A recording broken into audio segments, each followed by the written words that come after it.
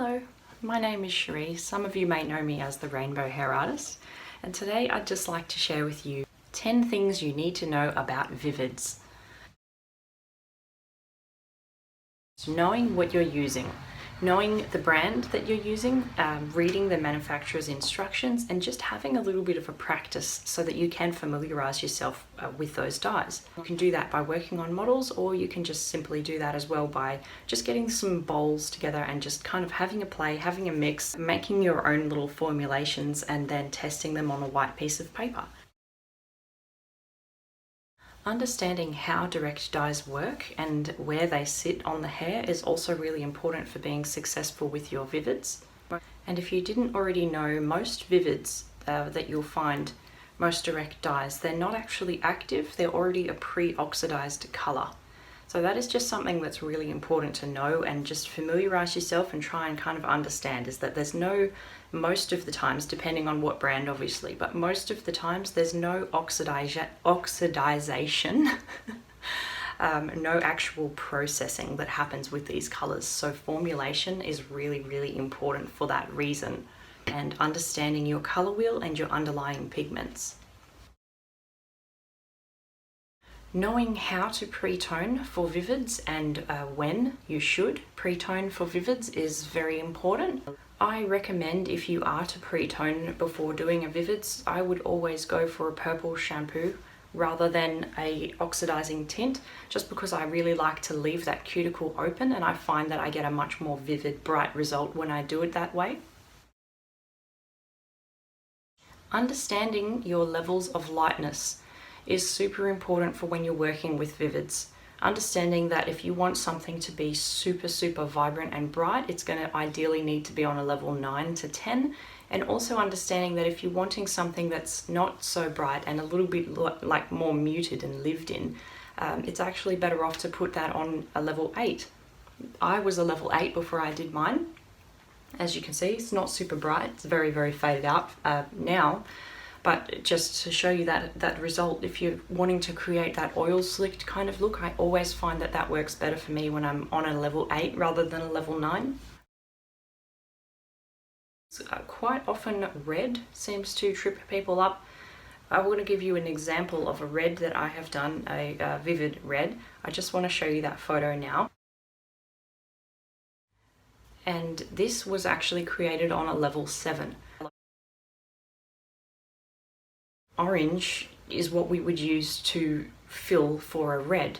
So you've got that orange in there, and then the red just kind of supports that. And that's a really common one that I think people struggle with, is if you've got that level 9 and you go to put a nice vivid direct dye vibrant red, a lot of the times what can happen is it can go a little bit pinky.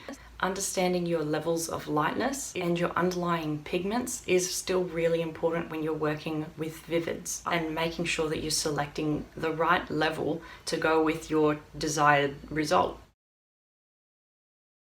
Understanding how and knowing how to apply these colors is also really important. I would say on average, when I do my Vivids, I am about 2 to 3 times more thorough with my application than when I'm just working with tint. And that is, again, as I said, because these colors don't technically process or oxidize, you need to be so much more thorough. If you've missed something, it is not, you're not going to walk away and it's going to process and just kind of fix itself. If you've missed something in the application, that is going to be there in the final result. So just making sure that you are super thorough is really important when you're working with Vivids. Knowing how to use the color wheel. Now, I know that we use our color wheel all the time when we're working with, just your everyday colors. And most of the time when I find people use the color wheel is when they're thinking about counteracting colors. So I suppose your most typical one is when you've bleached up someone's hair and you're trying to do some nice blonde foils and the hair goes this color. So you automatically look to the other side, find out that it's violet, and you would use that to counteract. Same as when you have green, the red counteracts the green. the orange counteracts the blue.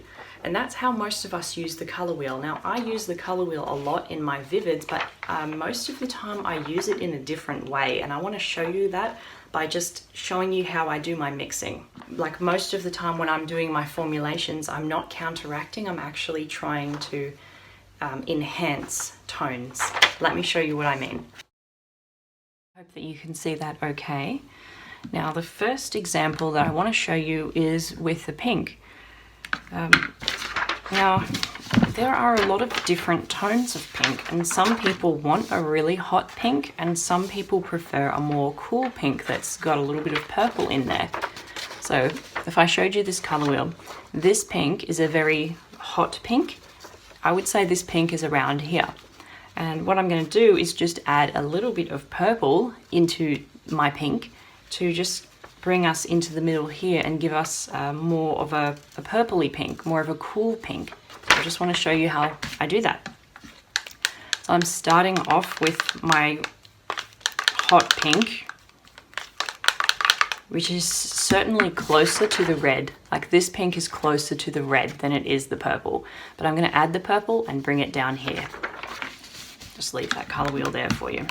And there's just a bit of conditioner in there as well, just to kind of pastelize it and so that I don't go wasting all my color for this video. All right, so as you can see, we have got a really hot pink there. It's quite a reddy pink. Now, all I'm going to do is add a little bit of this magenta pink into it to just give me a bit more of that. Or I suppose what you could do is also add a little bit of purple in there if you wanted to. That would be a bit stronger. I'm just going to show you what happens if I just add this little bit of magenta. So a little drop, mix it up. Can you see how that's just changed that pink and just made it a little bit more of a purpley pink now? Because when people say to me, I want pink, everyone's got a different idea in their head. So it's important to understand what kind of pink your client is after. So you can see there, I've just put that on a white piece of paper just so that you can see, but the white bowl is often sufficient enough. Yeah, so you can see how it's not just about knowing the color wheel for counteracting, it's also about knowing how to, you know, just make this into this. Simple little things like that. So now I'm going to show you another common one, which is when you have got, say you've only got this blue in your back room, you don't have all the colors, maybe you've only got a few and you've got to mix up, you know, to make the color that you want. All you have is just a straight blue and you want to get that really mermaidy kind of blue. Let me show you how I would make that. And you know, I make up all my own colors really. I don't know if it's just because maybe I'm a bit of a control freak, but there's something just satisfying about making my own colors. I love it. Nothing, no color that I do ever comes like just out of a tube. I can't help myself. I just have to. I have to do it. Right, so you can see what I've got here is just a very blue. So I would say it's like a royal blue. Now I want to change this blue and I want to make it more like this blue over here, more like that mermaidy kind of blue. So what you can do in this case is just add a little bit of green in there if you like. I'm going to add a little bit of yellow. So by adding a little bit of my yellow, that is going to take this blue and kind of swing it more over this side of the color wheel. So that's what I'm aiming for. And I'm going to add yellow. Watch.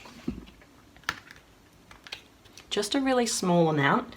You can always add more if you want to add more. Just approach it as a less is more kind of thing. Because if you go overboard, then you're going to have to start again and then you're just wasting product. Now watch this. And I love this about direct dyes is that everything is so visual. You can see things happening like before your eyes.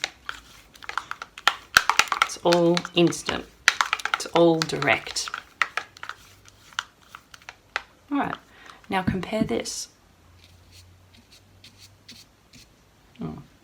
You can see, you can just pick it up, it's a slight difference. You can see how just adding that yellow has just kind of changed that from a royal blue. I'm going to add a little bit more in just for more dramatic effect. we're not adding so much in that we're going to change the entire dye to a green.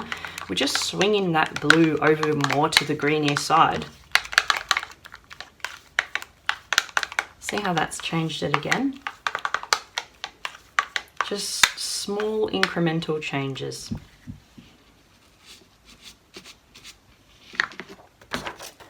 And that's changed it again. Big difference. There's a big difference when you look at the top one to the bottom one. Definitely. So it's just, you know, things like that. I'm very resourceful. I quite often don't have a huge range of color. So I have had to learn to, you know, create my own formulations. So those are my two so far. And now the last one I wanted to show you was the opposite. So instead of making my blue more of a green, I want to make my blue a little bit more of a really like royal purpley blue. So what I'm going to do is just add a dot of violet. So we started off with this kind of blue. By adding in the yellow, I've taken it and swung it more over this side of the color wheel to create this mermaid blue. Now what I'm going to do is add a little bit of violet and just kind of swing it more over this way. And this is a nifty trick. If ever you're working on that level 9 yellow, you've got that little bit of yellow contributing to it and you don't want to end up with this greeny blue. You want to keep it more over this side like a royal blue. Just sneak that little bit of purple in there and the purple will help neutralize the gold. Now this is Provana Violet and it is like super, super, super strong. So I am just going to add in like literally a dot. And you watch how this is going to change the whole mix. I forgot to put down my starting color. Whoops, my bad. Oh, you can see it there. See how that's changing that slightly? I mean, I'd still say it's blue, like it's still classed as blue. It's just changing the type of blue. All right, let's put this down here next to here. Now look at that. How different is that? Such a small, small change. But look at the color. So, whoops, sorry. So that was our original blue there before I altered it. That was when I added that little bit of yellow into it. And this is what it's come out like when I've just added that tiny little bit of violet into it. All very different blues. I want to just add a little bit more in now just to see how far we can make this blue purple without actually making it purple.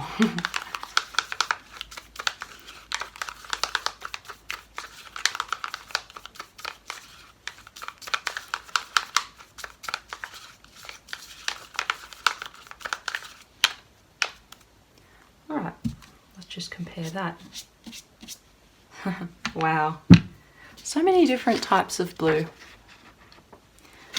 Now, I really do recommend that you give this a go. Let me just get that straight. Oh, hello, there you are. So I really do recommend that you just give this a go. You can learn so much just by playing, and now is a better time than ever when we're all kind of self-isolating, I think, to just whip out your color bowls, get yourself a piece of paper, get yourself a color wheel, and just follow it and just, you know, put a little bit of this into here. This, I love making that real lava coral kind of color, playing around this area. Just, you know, use it. I use the color wheel like in so many different ways, and it's so much more than just counteracting tones. So I highly recommend you print one of these out and you just get down there and just have a play. The best way to learn is to do. Now, rinsing with cold water, if you haven't already heard that, it is absolutely crucial that you need to rinse with cold water. You also need to tell your clients that they need to rinse with cold water. I know a lot of you don't want to get your clients uncomfortable in the salon, but at the end of the day, I think they will appreciate you taking that level of care and keeping their color 100%. Freeze them if you must. Rinse out the darkest color first if you're worried that it is going to bleed. Different brands I find bleed more and some less, so just familiarizing yourself with that product as well that you're using. Aftercare, just sending your client home with maybe a little bit of information on how they can care for their color, taking that 5 minutes to just sit them down and explain that now they can only wash their hair once a week, twice at absolute maximum, and cold water is their new best friend. Now, I hope that has just given you a little bit of a rundown on 10 facts about Vivids. I hope that that's going to just help you make things a little bit easier for you. Thank you so much for watching this today. I hope you found it helpful.